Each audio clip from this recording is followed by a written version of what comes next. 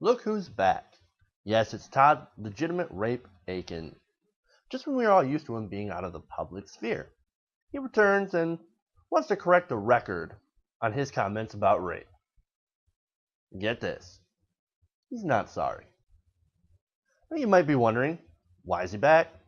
Why should we care? Well, I'll get to that last question in a little bit, but first, the reason he's back, he spent the last 2 years writing a book. Can you see where this is going? Okay, so he's written a book, and in it he writes about how he regrets apologizing for his complete misunderstanding of how pregnancy works. Oh, lovely. He writes, by asking the public at large for forgiveness, I was validating the willful misinterpretation of what I had said. What willful misinterpretation? He pretty much said that women couldn't get pregnant if the rape was illegitimate. What? Quote, the female body has ways to shut that whole thing down. But he says, no. That's not what I meant. No. It was about the stress.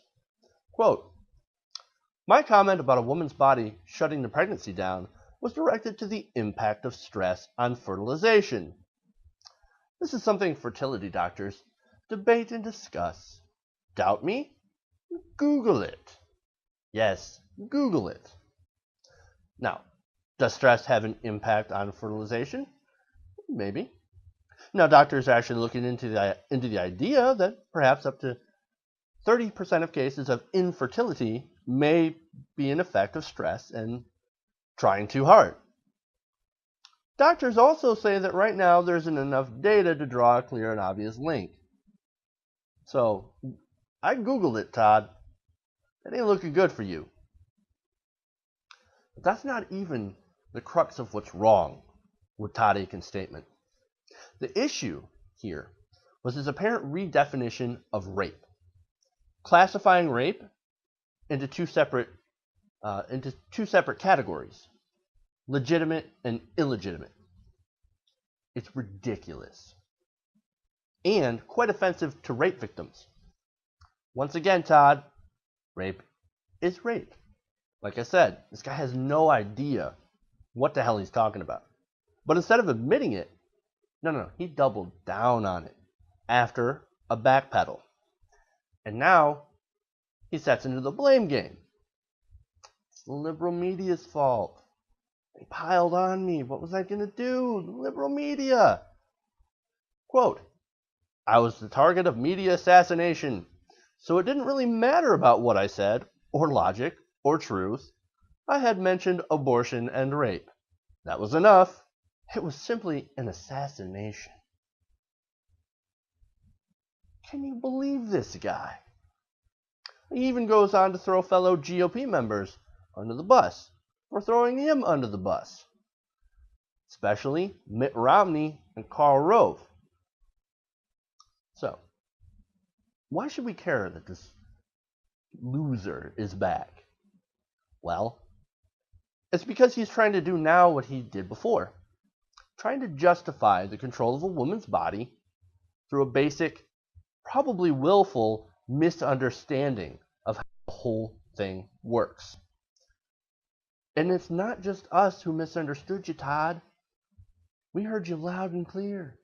He also says, when a woman claims to have been raped, the police determine if the evidence supports the legal definition of rape. Is it a legitimate claim of rape, or an excuse to avoid an unwanted pregnancy? Okay, so the assumption here is that women can and will make up a rape charge to avoid having an unexpected or unplanned or unwanted pregnancy. That is so ridiculous. Look, reporting rape isn't really all that easy. And statements such as that, and attitudes such as that, is kind of why. Rape is traumatic enough to go through without then having to be interrogated to make sure that you're not making it up. There's a reason the National Research Council released a study last year where they looked up the National Crime Victimization Survey. the CDC and data from the FBI and found all different numbers for the incidences of rape. In 2010 alone, 188,000 victims of sexual assault and rape were reported by the annual NCVS. The CDC, however, counted nearly 1.3 million incidences the same year. While the FBI statistics on rape and sexual assault reporting only reported about 86,000 cases. That's way, way off. Women aren't going to the police to report rape because of the stigma.